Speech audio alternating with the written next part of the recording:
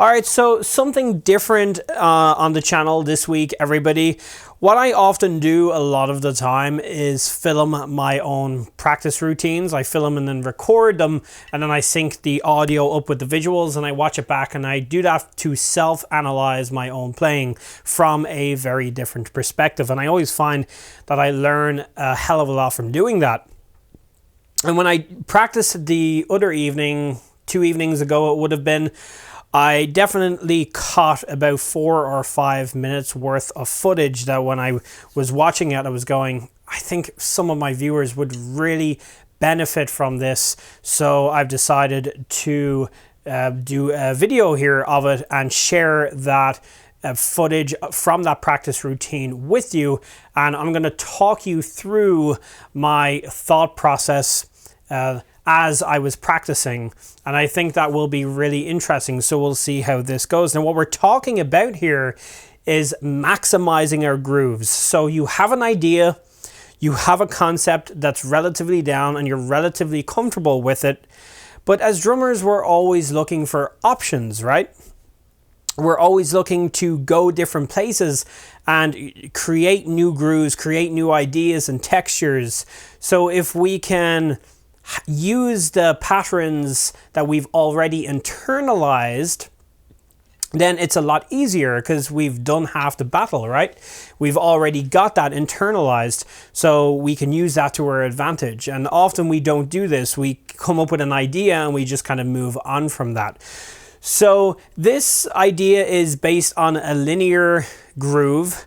Linear meaning that no two notes ever play at the very same time. No two notes are ever in unison. So it's completely linear. It's in 16th notes. And I guess what I'm going to do is just play this for you, and we'll watch it back together, and then we'll take it from there. And I think this will be really interesting. So let me pull it up on screen here. So it's in 4/4, so no crazy time signatures.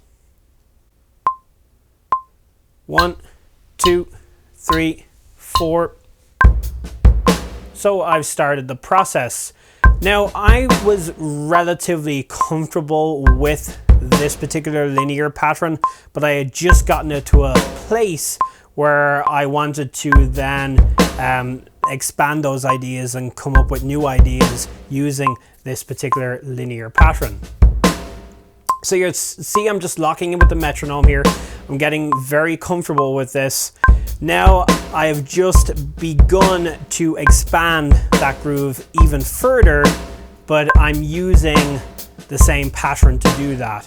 So it's already embedded in me, but I'm just extending that bar out.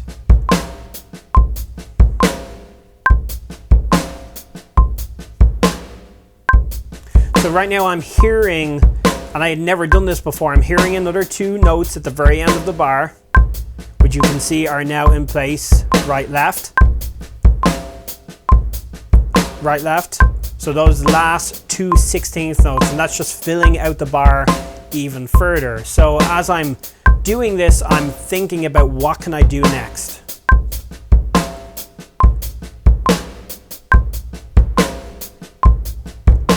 So next, what you'll hear me do is replace, and there we go. So I'm replacing that second bass drum note with my left foot here on the hi-hat pedal.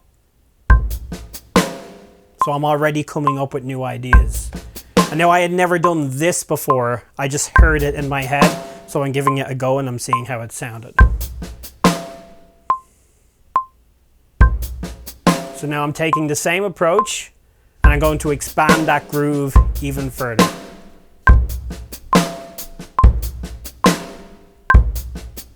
This is a really fun groove to learn, everyone, so I hope you play along with this too. That's why I kept the notation on the screen, so you could do this with me as well if you wished.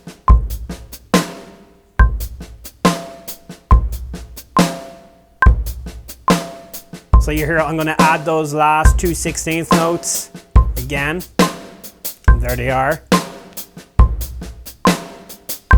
Filling out that bar as best as I possibly can without getting too technical or too complex.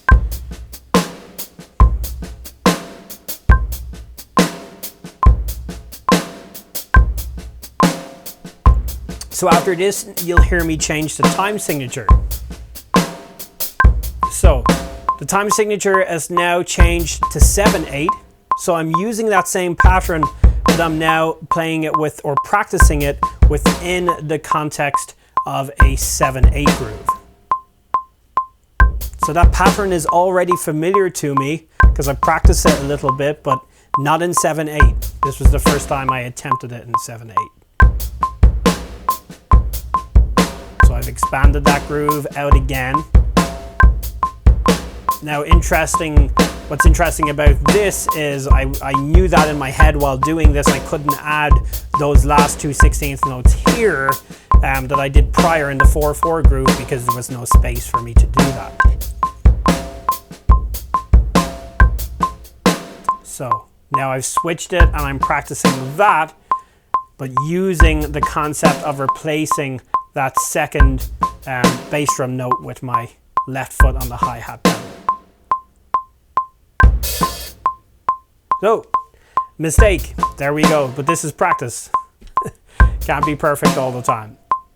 But what's good about, so I've moved on, I'm extending that pattern now, again I'm getting back on track. But it's funny, sometimes the simplest parts, the easy parts are where you can mess up, and that's just part of, you know, learning to deal with that. It's part of practice. And notice how I didn't stop, I just continued, I just kept going. You can't dwell on mistakes like that. Okay. You could hear at the end that things weren't perfect, but because I was playing that for the first time, it was the first time ever doing that. So I think you would have learned a hell of a lot from there. From that footage, I think you will have learned what it's like to build a groove. You could see how I was slowly building those ideas.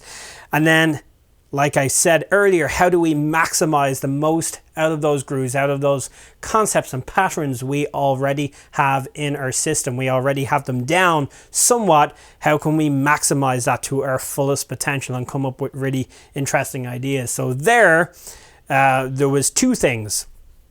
Replacing some of the bass drum notes with our left foot on the hi-hats. Awesome thing to do and a lot of fun to do and challenging. The other thing was using that same idea but switching the time signature. Then you're getting even more confident. You're not only able to play that particular idea in 4/4, but you know you can switch it up and then play it in a different time signature if you need to. In that example, of course, it was 7/8. So I hope you got a lot out of this video. I'm crazy busy here at the moment working on the progressive metal project with the band. It's just been amazing. I was going to give some samples and show you how I'm coming up with some of those drum parts, and I promise I will do that.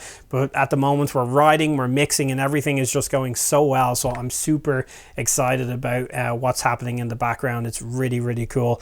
I hope you're all staying safe, you're all staying healthy, and I will see you all back here. I'm probably going to put up another lesson probably next Friday. So my lessons are probably going to be about a week apart or so for the next while. But I hope you're all staying well, you're staying safe, and be good. And I will see you back here on the channel for another lesson very soon. Take care.